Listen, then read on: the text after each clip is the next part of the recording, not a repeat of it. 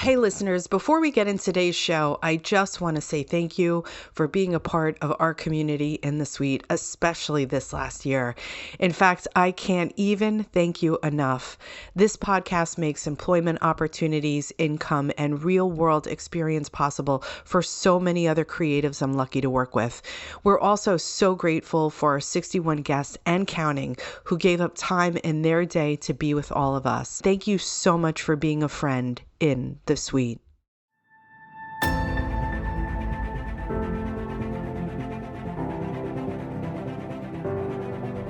Hi, this is Tina Powell, host of In the Suite, where I sit down with top women leaders and some of the biggest names in the financial services and the wealth management industry. Together, we'll discover some of their best secrets and top strategies to grow a great business, build a strong brand, and lead teams in the 21st century. I hope you'll enjoy hearing their amazing personal stories of triumph, trepidation, and transformation in hopes of becoming better leaders ourselves. The time for you to lead is now, and you're in the suite.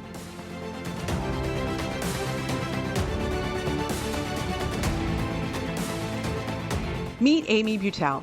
She's a financial services journalist turned corporate content creator and author of the book, Get Your Book Done in This Lifetime, The Financial Advisor's Guide to Writing a Book. Amy's ability to translate concepts into compelling content has landed her gigs with clients from boutique wealth management, fintech startups, Fortune 500 companies, and clients like the Journal of Finance, Wall Street Journal, Wealthfront, New York Society of Security Analysts, and more. Amy's company, Lake Effective Creative, ghostwrites for a collection of financial advisors, consultants, and professionals who are too busy to write their own books. While she completely understands the pressure of work, Amy talks about why today is the time to share your story and inspire others. As a result of Amy's 20 plus years of experience, she's published various ebooks and workbooks and guides to encourage professionals to write. Two of her own books, Get Your Book Done in This Lifetime and the Start Your Own Book in a Weekend workbook, are the most popular. They offer valuable steps on how to write a book that could fill your pipeline with qualified prospects and opportunity. But there's more to Amy's story. One of the many gifts you'll discover about Amy is how she's helped to change the lives of others, not just in ghostwriting, but through the practice of meditation. When Amy's not writing, she teaches and practices meditation at Kadampa Meditation Center in Washington, D.C. So if you're looking to publish your first book, you cannot miss today's podcast episode. It is packed with actionable advice that will get you there in the suite.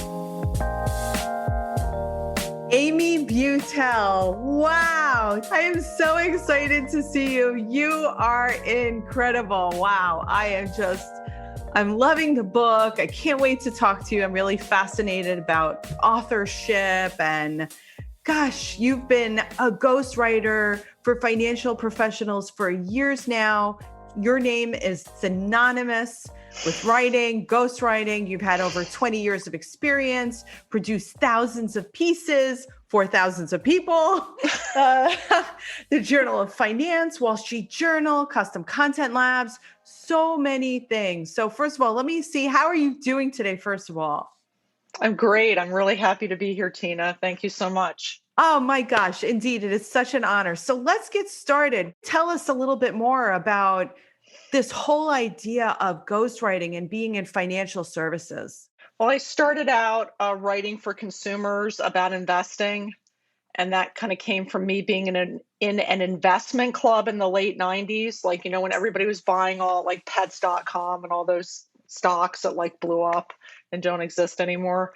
I've always been a writer, but I had actually been at home with my kids. I had small children and took some time to be home with them. And then when I started writing again, it was about investing for consumers. And a lot of it, Tina, came out of my curiosity.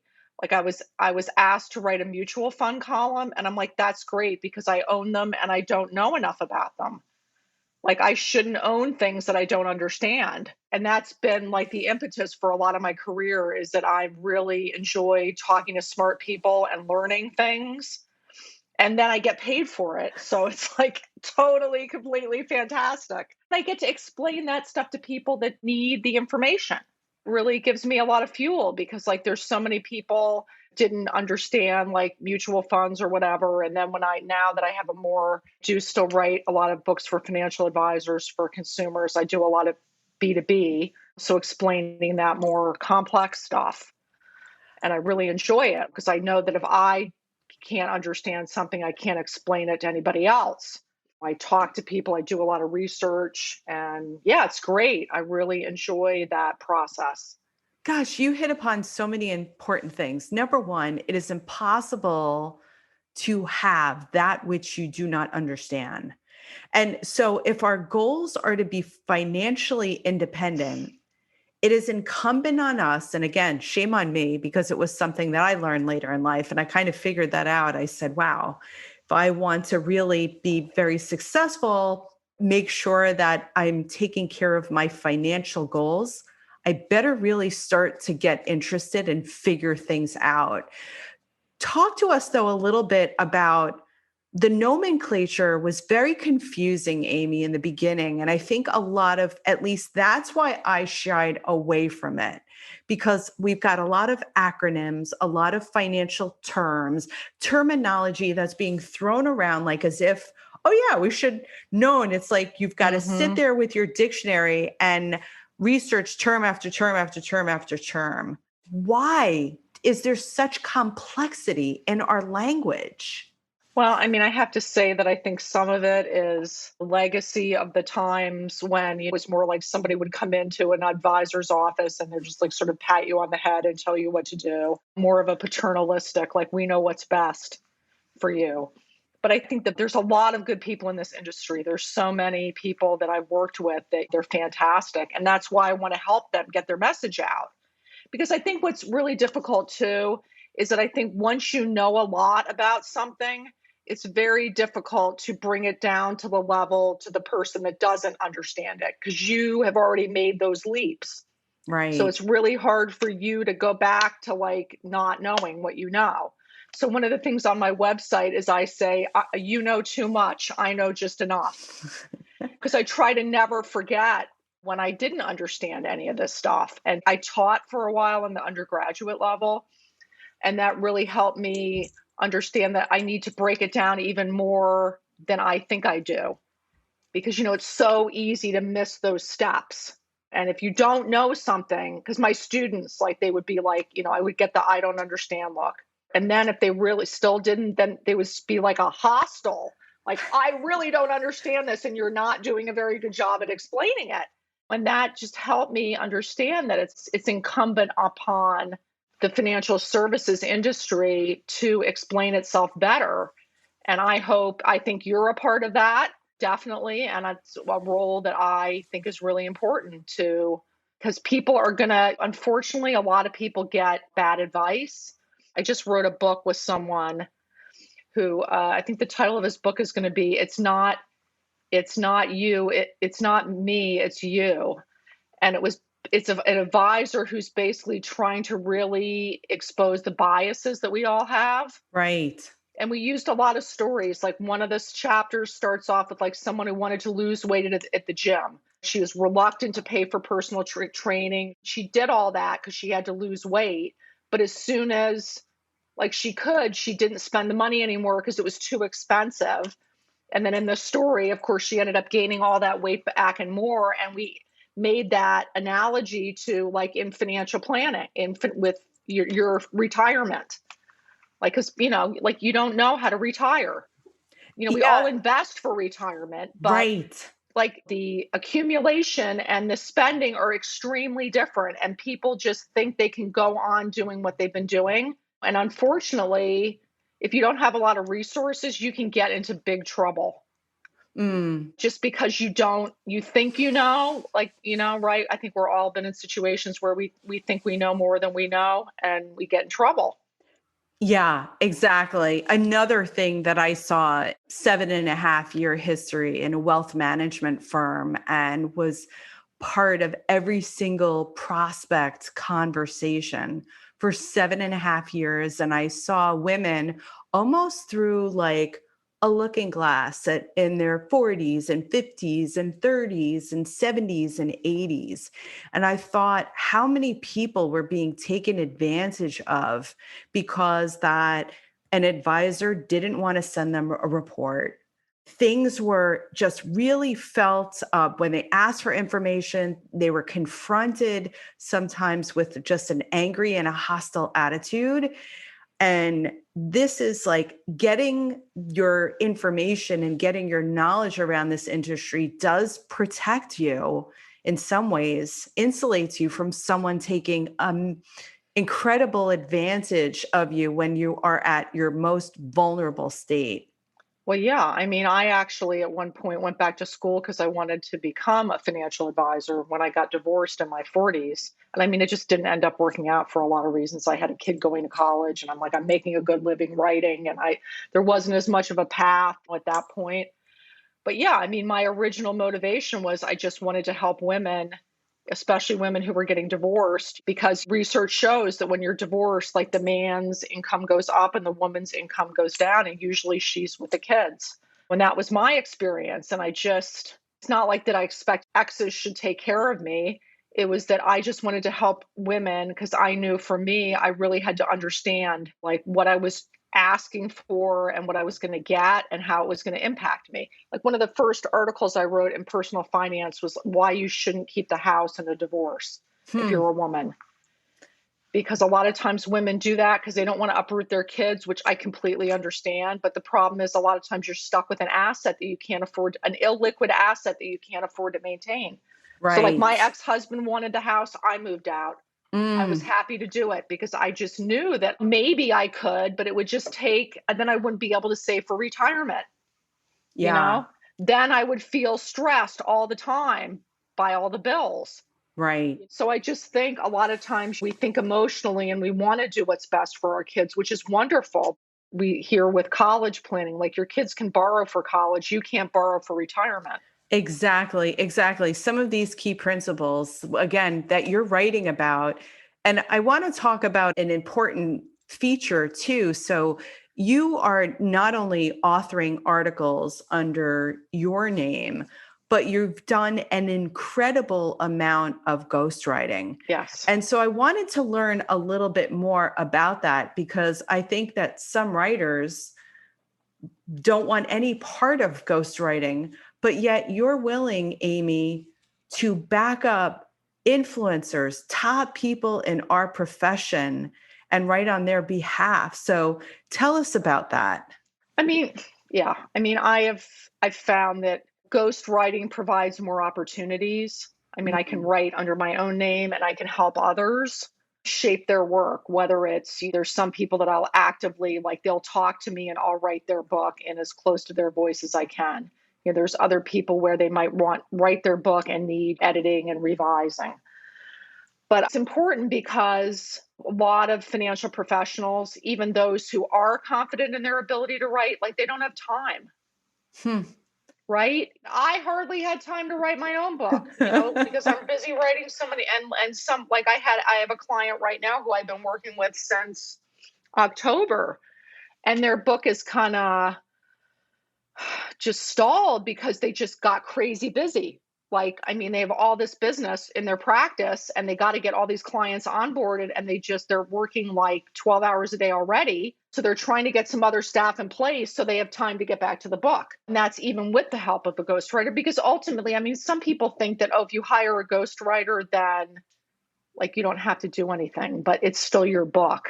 Right? Like I can't, like I actually had somebody, it was a white paper I wrote for somebody a couple years ago who said, I'm disappointed that you didn't get it more. And I said, well, I understand that, but I can't download your brain. I mean, just when you hire me doesn't mean I know what you know. Like you have to talk to me. And ultimately, I think it's like me. When I was getting a divorce, I had a lawyer, but it was still my responsibility to make the decisions and give that lawyer the information she needed to do her job. It's the same thing with this. And actually, that client that was initially disappointed, like everything else, it's an education process. Like once he understood He was on board and he was really happy at the end. But people, it's just like can be a gap in understanding. Like, I'm like, yeah, I can help you, but I don't know what you know. You have to Hmm. tell me.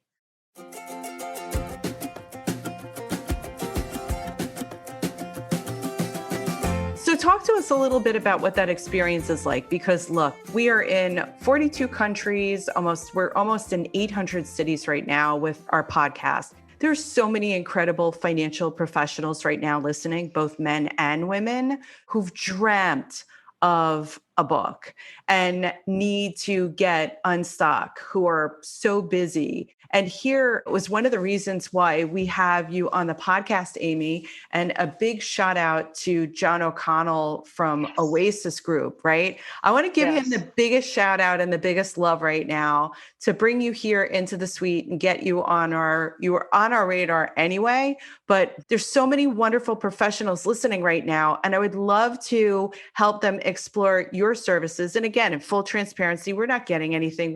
No. We're the liaison to, I just want to help people too. yeah, A lot of I times, want to help sometimes people. people, like I had someone call me who's like, I already have my book written, but I have no idea what to do with it now. Yeah. And he's Yeah. like, can you help me? And I'm like, I'm happy to point him in the right direction. Like you, I want to help people achieve whatever they want to achieve to help other people. And that's what I tell advisors. Like, if nobody knows about you, the more people that know about you, especially through a book, the more people you can help, because there's so many people that need good financial advice that aren't getting it for whatever reason. Bingo. There Right? you said it. And that was the thing. And so we've got such a perception about the industry. So I want to understand a little bit more of your services. Again, I know that people are deeply curious right now. Talk to us about what that looks like. Yeah, well, there's a lot of things I can do. A lot of times it starts with, like, I work with John O'Connell. That's how you and I got here. And John and other clients, I start out with like helping them understand like what topic they want to write about. Like I always say, it should be an intersection of like something you're confident, you have expertise in, and that you really like, that overlaps a growth area in your business. Hmm. Because we all want to, like, everybody wants to grow. And that's why I've been writing so many retirement income books, is because retirement income planning is a real growth area for financial advisors. But like with John had a lot of ideas. So we talked through all that and we settled on the book that we're working on right now, which is about activist investing. Basically a handbook for would-be activists and activist investors who maybe want to take it further, or people that maybe are interested in environmental, socially responsible investing, and who don't understand maybe that they could be even more active and they could make change in companies.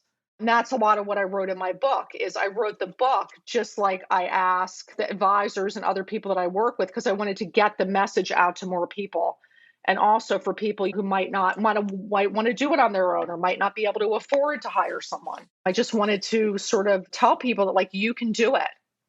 Because I felt like I've been doing so many of these books, I was developing a methodology, a process, and the Right. book. And this is what I'll tell all my clients, like, the book will make you so much more confident in your business, because you had to explain it to somebody else and write it down and get it out. You can't, like, there's nowhere to hide with that, Maybe when you're talking to somebody, you can kind of dodge around. Not when you're right, like, because I had to figure out some holes that I had. And now I like understand what I do so much better. And I was just excited to raise the profile, because I really think we're at an inflection point where you probably remember, like in the early 2000s, we're all like, do I have to have a website?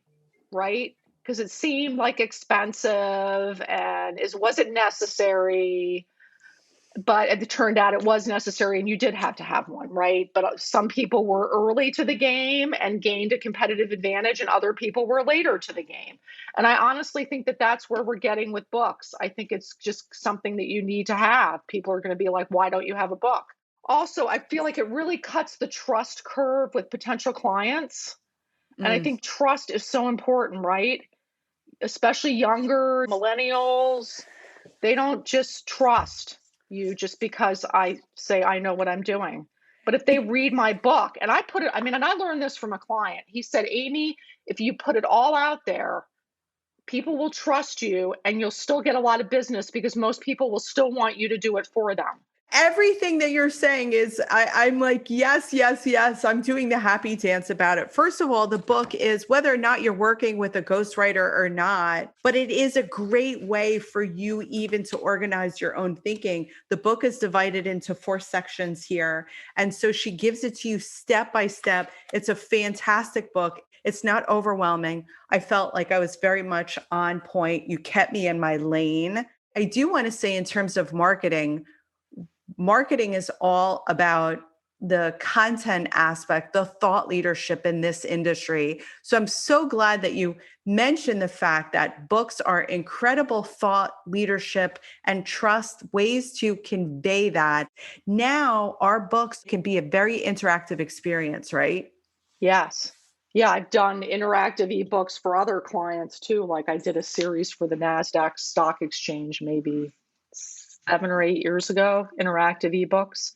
They were doing a lot with smart beta ETFs at that time.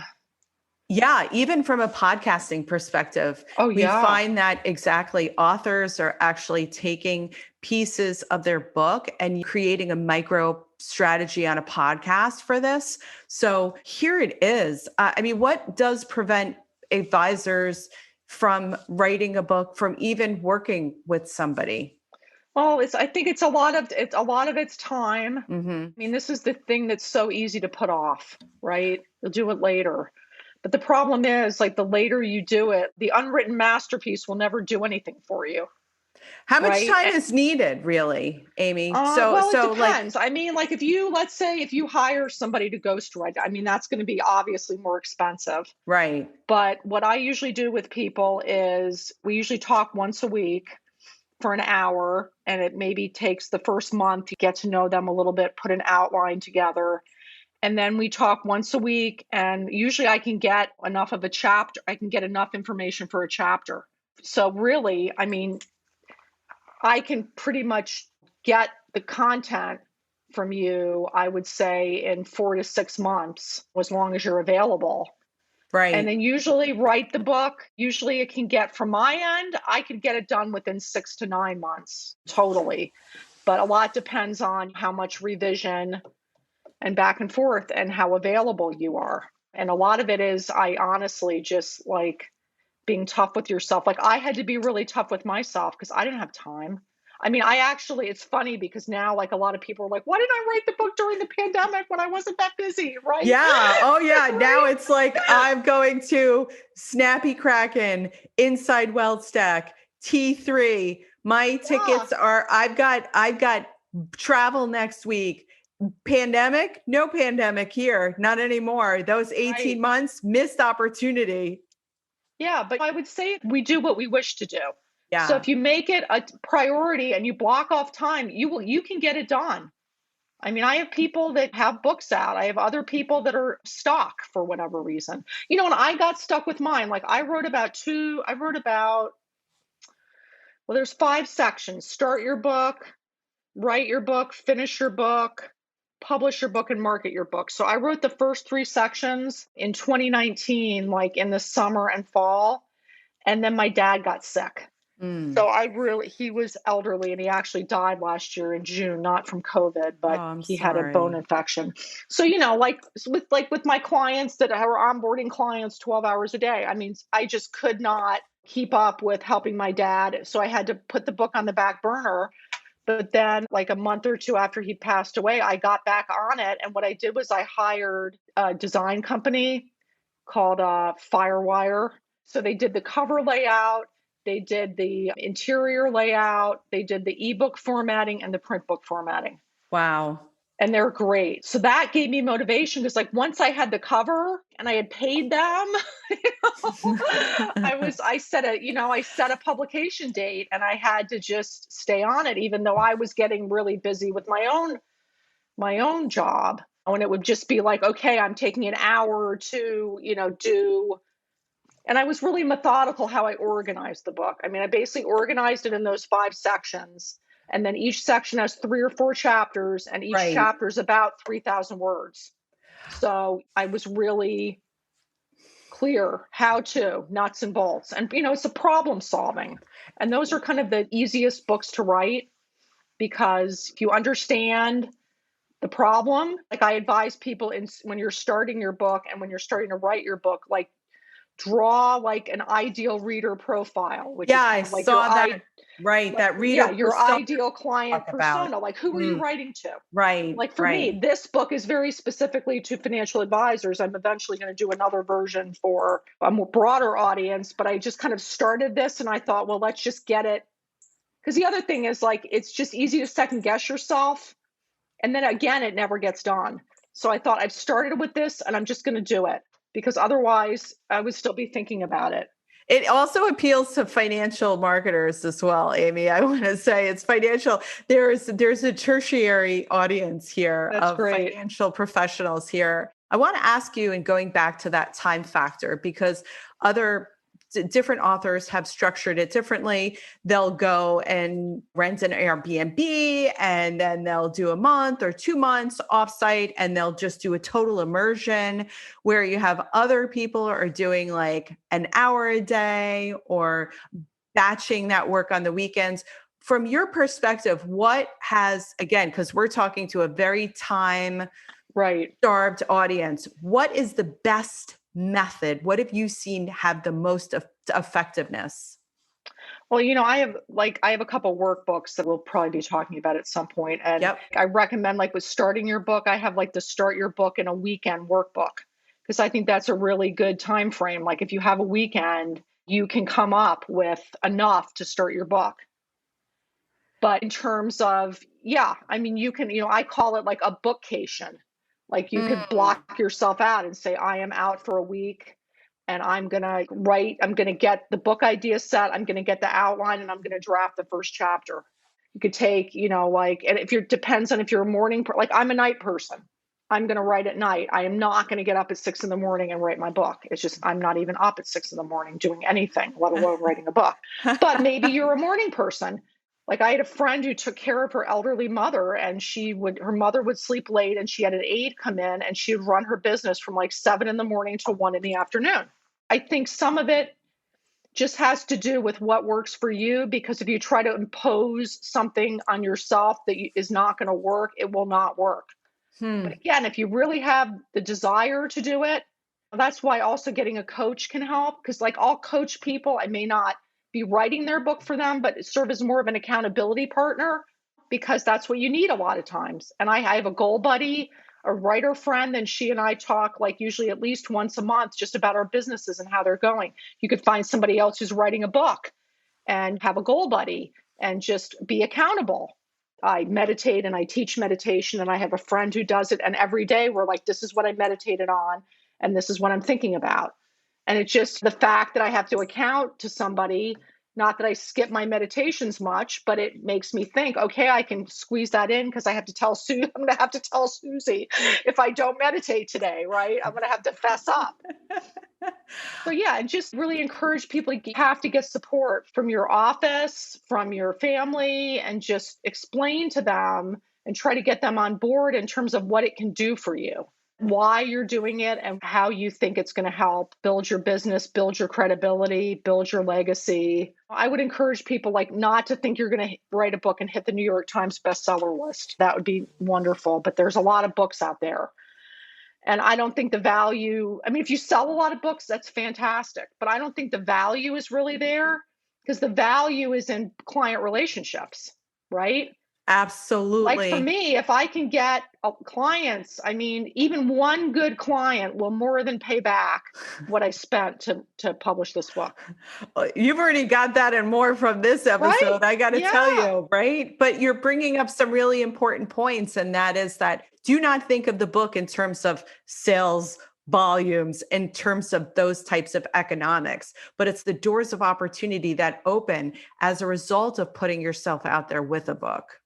I had an advisor who said, I have a joke for you. I said, what is it? He says, I can tell you how to make $1 million on when you write a book. I said, how? He said, start out with 2. That's great. That's great. But again, it got him a lot of relationships. And it's so funny because you'll have people, there are always people who's like, how many books are you selling? Like you're going to say 1,000,000. I just always say to people, it's selling fine and it's achieving the goals that I set for it, which is the whole point. Hey listeners, we want to thank our friends over at Redtail CRM for helping us to make all things possible here in the suite. Redtail Technology is the industry leader in software for CRM, document imaging, and email solutions for financial advisors. You can visit redtailtechnology.com to check them out. Well, let's kind of talk about some of the different varieties of books. And you had mentioned before at your workbook, which is also too, we're going to have a link in the show notes, the workbook to start your book in a weekend workbook. So love that title. And now, so as people are thinking about books, it could be in the form of an ebook. It could be in the form of a workbook. So sometimes we defeat ourselves before we even get started. Oh no, don't have enough time, don't have enough money, don't have enough resources, don't need the help, can't fit it in. But we can start small. Mm-hmm.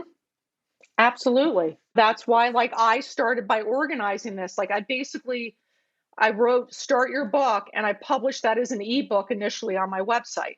Right. And I also used it. I encourage people to actively harvest what they're writing on and use it.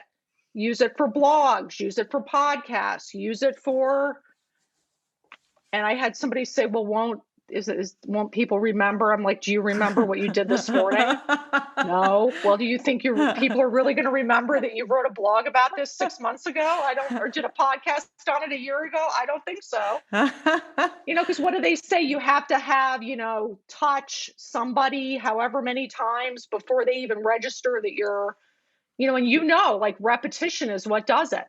You don't have to present things exactly the same way. But then when you have the book written, then you can dismember it back and do all sorts of content with it. You can come out with more ebooks if you haven't already done that, blogs, white papers, they can be the basis for podcasts, webinars. I have a client who I wrote a book with a couple years ago, and he just finished, he has now 40 videos on his website that take people through everything that he did in the book. It's awesome. Like an academy to teach people about the benefits of dividend related investing for retirement. Awesome. But if he hadn't had the book, it would have been so much harder for him to create the videos. So when an advisor works with you and does this massive brain dump, and they have all of this content that's floating in all of different places. Exactly. Is there a best practice, a best way right now that we can start to curate our content and get it prepared for the beginnings of a book? Because we've got all this disparate information. Yeah, right. If you've everywhere. Already got content, definitely. I have another, she's actually a recruiter. I'm working on a career book. I have a client she has a lot of stuff that she's written in all different aspects of career stages. So she's drawing on some of that. As she's we have an outline, and then she's just plopping things that she's written in that outline and see how they fit. And I'm like, okay, we need stories here. We need some evidence here. We maybe need an analogy here. Maybe we need an example here. But yeah, so there's that way. And I think the earlier you write the book, the better, because then you have the book that you can dismember. Whereas a lot of your content may not end up fitting in the book that you decide to write. Right. I mean, not that it's useless. Obviously not. But I think if you do the book first, you've given yourself a huge advantage, because then you can just repurpose it in so many ways. I wrote a blog post a long time ago, why content should be like a cat and have 9 lives. Right? I love that. Oh my God, Amy, how do we get on your mailing list while we're at it? Yeah, because it should. People are always thinking too much about what is the next piece of content that I'm going to write. I would say, what have you already done that you can repurpose? Have you maximized what you've already written, what you've already paid somebody to write, or what you've already spent time that you didn't have writing? How can you be really strategic about it? And I think some of this, again, the scheduling, is you need to play to your strengths. Some people really like doing video. So great, make a lot of videos with your content. Right. Other people like me would like to write more. So write. You can do infographics. There's so many different things you can do. There is so many things. And as marketers, we say we group content into text, audio, video, and pictures. Those are Yes. the 4 forms of content as marketers, as we're thinking, and we are looking at creating a campaign for a client or building a whole ecosystem around a central theme. We're always looking at from that lens too. So you really bring up an important point. Too many times, again, I think we get paralyzed and we have ideas, awesome ideas and points of view that we've already put out there in some way. It can manifest and it could take a variety of forms and have a second, third, a 9 life from it. Yeah, and I think that's like what a lot of what you've done in your career is help people with plans. You need a plan, right? Yeah, Because for otherwise it's sure. just random. You need an objective and you need a plan because otherwise you're just doing random things that don't add up to much. Yeah, we very rarely, and we really advise against the shotgun approach to Yeah, marketing. People are like, okay, I need stuff to put out on social media. And we're like, well, actually, we're not going to get to social media for another month because we're going yeah, to do the things that you talked about in the book. You're going to right. identify the ICP. Who's that ideal client profile? You're going to create an outline. You're going to strategize. You don't all of a sudden just because the button's there, you don't hit play. It took months, even for this podcast, 4 months, Amy, of all of the types of various things that you had mentioned in your book, all of that pre-planning that goes a long way. Well, yeah, and it's like everything else, like, and some of it is getting help if you don't have it. I'm a huge believer in outsourcing. I mean, I don't have a gigantic business. It's just kind of me. But there are things that I outsource because I don't have to, I can't do everything. I can't do everything well. I've had coaches, I've had writers that work with me. I sub out stuff at my house because I'd rather write than clean my bathroom, for I do example. the same thing.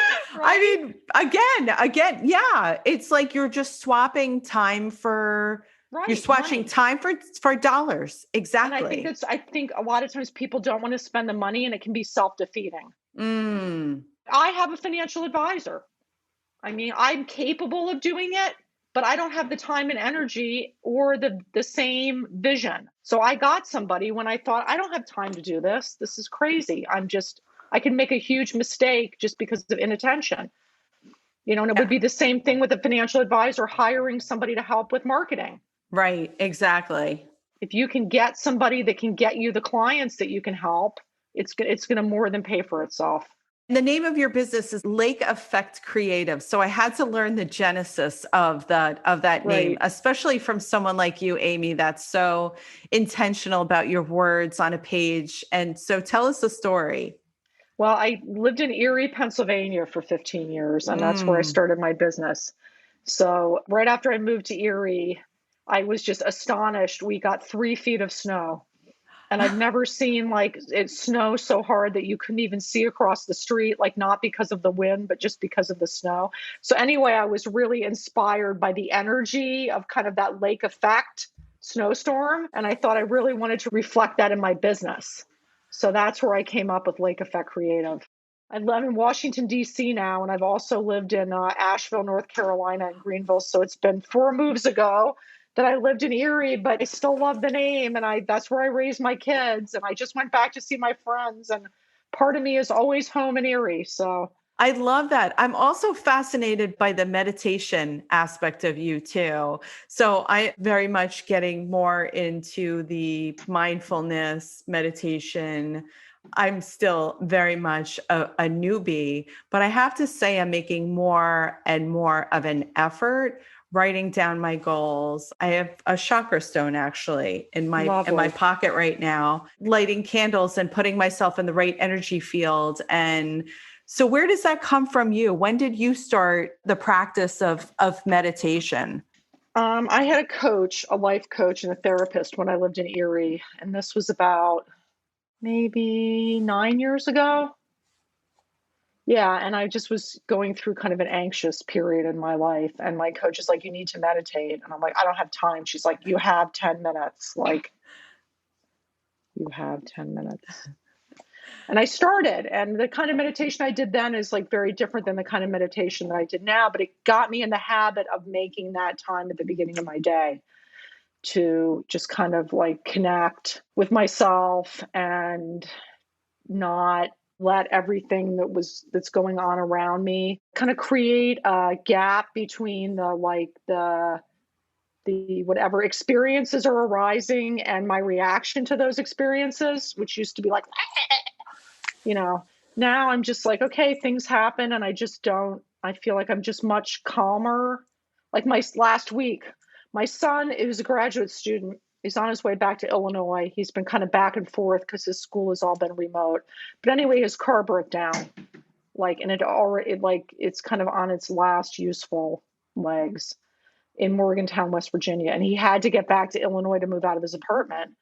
So I just talked to him, and he was calling AAA and all that. But I ended up driving out, and then just driving him the rest of the way. Right. Because I thought, there's just not another good answer. Like rent-a-cars are like hen's teeth now, especially like one way. But anyway, that's what I feel like one of the things that meditation has done for me is it's helped me like not be reactive, make better decisions, just stay grounded. Yeah, just know that I don't have to like kind of go nutty on things. I can just stay. It's a choice, really, right? I think it's like a familiarity, right? If you've freaked out about everything your whole life, it's just easy to keep freaking out. It takes a lot of practice, and I teach meditation now. I volunteer at Kadampa Meditation Center, Washington, D.C., which is down in Southwest near the ballpark. And it's great because I'm around a lot of other people that believe in the power of meditation. I'm helping other people change their lives in ways that are, especially during the pandemic. We had to go remote. We had to stop in-person classes. We had to completely learn how to do this. Right. Right. And now we're going back in person and we're doing both, which is a lot of work, but it's great because we can have like maybe 15 people in person and 15 people online, and that's 30 people. Wow. And that way people have flexibility if they can't make it. But yeah, I think meditation just for me has such a power to just transform my life and help me understand that I can stay grounded and I have some agency in my own life. I don't have to let the pandemic, whatever, things are always happening, right? We live in a fast-paced world. There's always things happening. But now I know I don't have to like just go crazy because of whatever's happening. It doesn't require a crazy response. I can identify with so many of the things that you're saying. Even with this podcast, it's like a second company, right? Yeah. And exactly. And we've got Kevin, Sarah, Rachel, Dimple, a whole nother set of work aside from the other clients that we manage. Right. And I looked at meditation as a way to just, what you said, Amy, the thing that also resonated for me was to make really good business decisions. Yeah.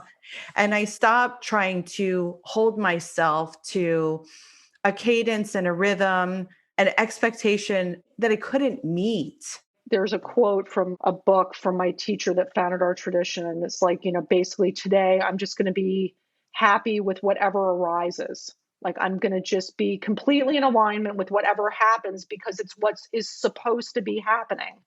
Right. Because a lot of times we're like, well, the car wasn't supposed to break down. I wasn't supposed to have to go to West Virginia and then Illinois and completely disrupt my week. But you know what? It was fine. Got to spend more time with my son. I got to listen to a lot of great stuff in the car and I got enough work done. But it wasn't in the plan. I'm just a lot less attached to the plan. And sometimes actually being thrown off course, I found this out too. Sometimes actually being thrown off course is the best plan. Yeah, really. Yeah. I mean, that's happened a lot in my life and I've cursed it when it's happened. Right. But then it ended up being something really good. Like I started writing this book because I was not busy at all. Yeah. And now I understand, like if I have a period when I'm not busy, I don't worry about it. I just use it to do other things. Like I'll meditate more, or I'll maybe do a meditation retreat that I didn't think I'd have time to do, or spend more time with my mother, or sleep late, go to the gym, whatever. I take it as an opportunity more as like the world is coming to an end and I'm going to be eating cat food, you know? Yeah, it's Right? so right. It's how we're thinking about these things. Speaking of mother, my mother has done a poetry class. So That's she used the wonderful. pandemic and screenwriting class. So, I mean, I know that she's going to be really interested in hearing this podcast. She listens to all the interviews, Of but this course, one I'm is sure. especially going to hit home for her, Amy. And at one point because she's going to want to meet you as well.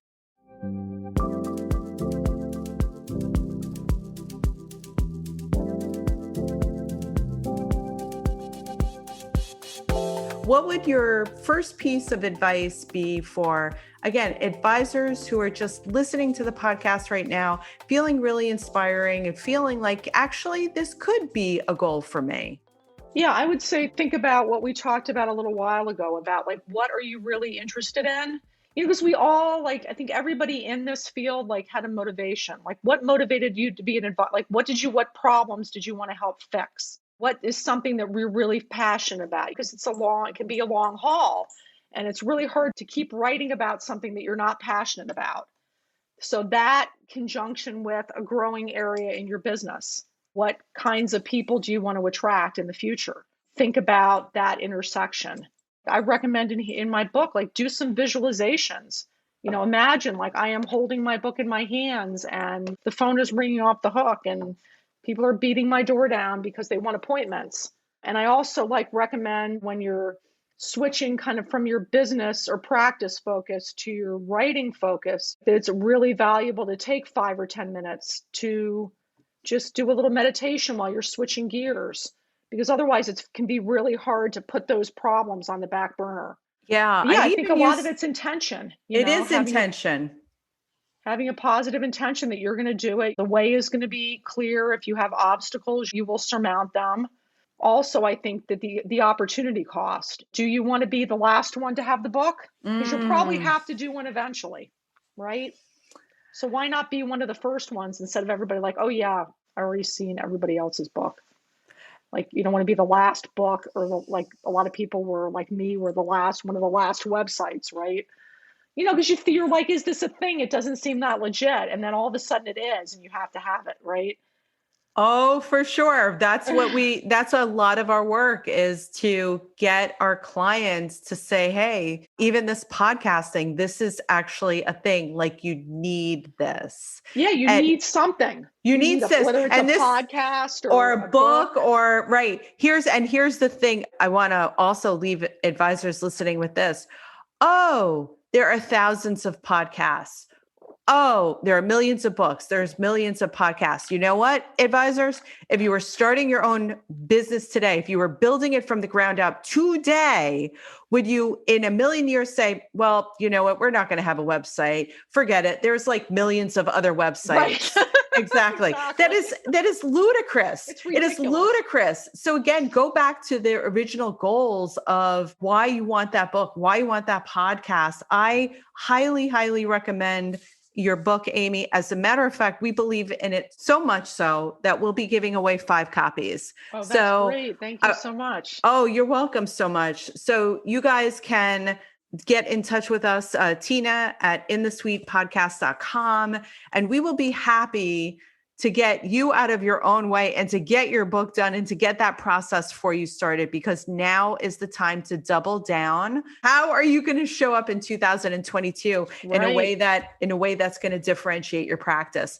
That's so much of it too, you know, because what I say to people is there's no other book by you for the people that you want to help. There's no other podcast done by you for the people that you or want to listen to you. right. Right? I mean, it's like in this industry, there's so much room for everybody. You don't have to compete with other advisors.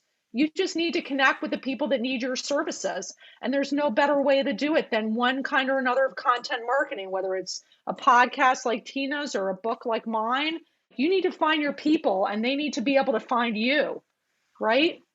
Hallelujah. We're making a sound out out of it. We're making a sound out of that. Okay. So speaking of that, so what's the best way for people to get in touch with you, Amy Butell? They can email me, leCreative@mac.com. There's my website if you want to see some of my work, lakeeffectcreative.com, or you can call me at 814-460-9202.